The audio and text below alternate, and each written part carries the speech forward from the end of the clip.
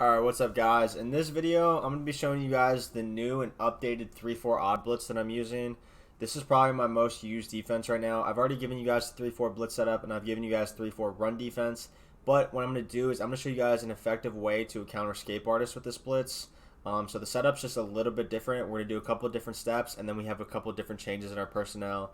But this is probably the most effective way to shut down escape artists, which is arguably the most effective ability in the game right now. So I'm going to show you guys how to do that, man. In the upcoming weeks, next week, we'll go ahead and go over how to beat 146, and then we'll go from there. But this is going to be this week's tip, man. We're going to go ahead and show you guys how to stop escape artist. So for regs, it's a little bit more difficult just because you don't have the exact personnel that you want. But in Ultimate Team, what you want to do here is you want to have two players on these outside linebacking positions that have 90 pursuit. So the players that have that are Lawrence Taylor, Clowney, Devin White, Shazier, Ray Lewis, guys like that. Von Miller as well, but Von Miller's a bit slow. I would go faster guys like full LT, full Clowney, full Shazier, full Ray Lewis. Those guys are going to be the best for these two positions, man.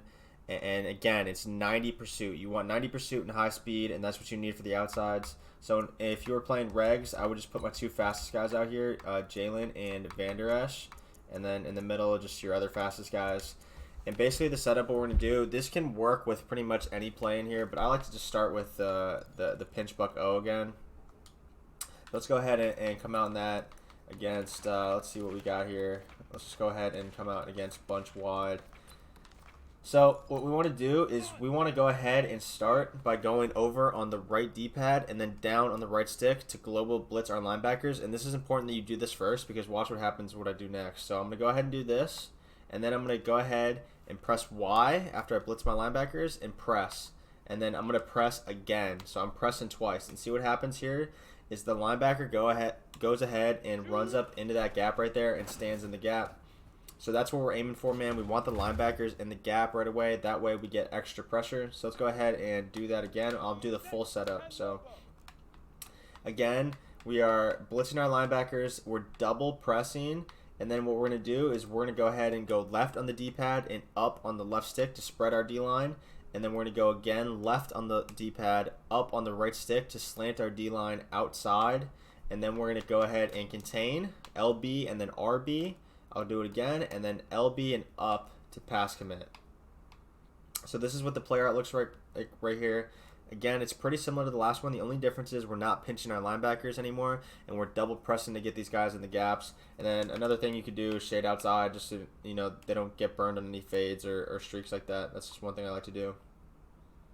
And then what I'll do is I'll go ahead and stand in the gap opposite the running back with my user. I like to user one of the safeties. And then as soon as he snaps it, basically what I'm going to do is I'm going to kind of sprint along the D-line to the left side and then go up and start lurking. But basically what this does is it guarantees you get really good pressure.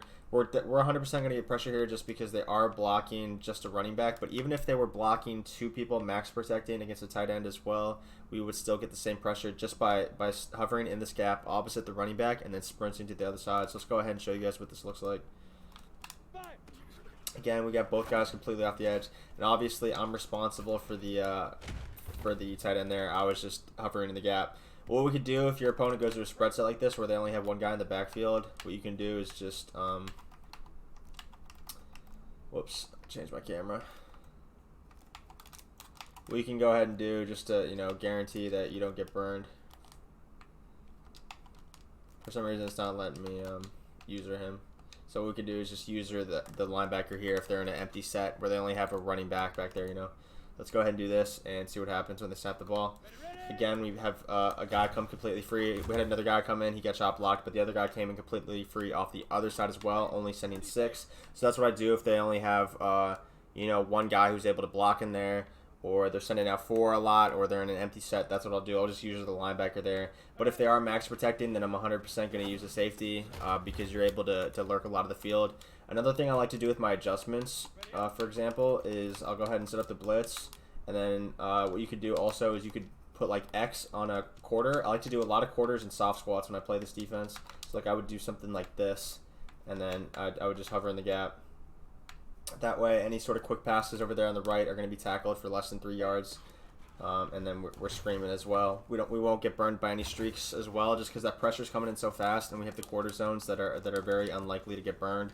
It's almost impossible to burn a quarter unless you have a pretty substantial speed difference.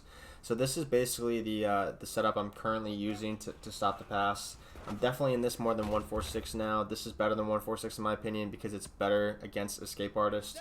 So I hope you guys like this tip, man. And then next week, we're going to go ahead and I'm going to help you guys out with the how to beat 146 out of the spread formation. But I hope you guys enjoyed this video, man.